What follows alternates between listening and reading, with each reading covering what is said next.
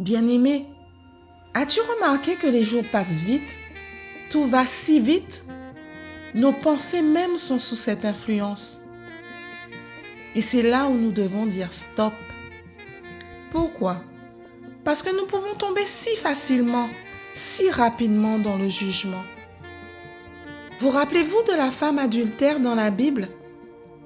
Pour rappel, cette femme a été prise en plein délit d'adultère et a été conduite par les pharisiens, les spécialistes de la loi à l'époque, la loi de Moïse, devant Jésus, au milieu d'une foule. Ces hommes dirent à Jésus: Moïse a ordonné de lapider une telle femme. Et toi, que dis-tu? Jésus leur répondit: que celui d'entre vous qui est sans péché jette le premier la pierre contre elle. Vous savez, si je prends cet exemple, c'est parce que certaines fois nous sommes prêts à jeter la première pierre. Dans ce cas, il s'agit d'adultère, mais cela pourrait être un autre péché. Nous pouvons penser: c'est inadmissible, je ne peux pas accepter cela. Faisons attention, nous sommes déjà prêts à jeter la pierre. Je remarque que malgré tout, les pharisiens à l'époque n'ont pas jeté la pierre. Alors, comment pourrait-on appeler celui qui est prompt à le faire? Le mot accusateur me vient à l'esprit. L'accusateur, c'est celui qui accuse.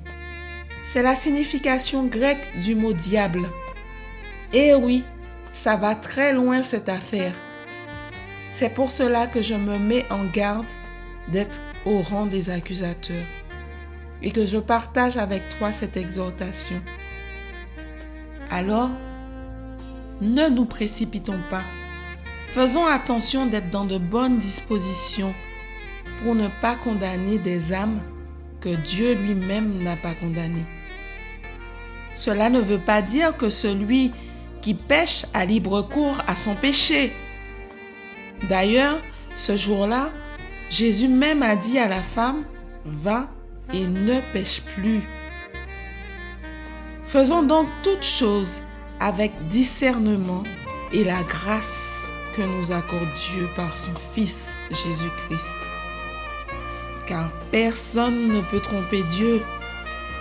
Celui qui pêche consciemment en se disant: c'est bon, je serai pardonné, il se trompe lui-même. Que Dieu nous aide.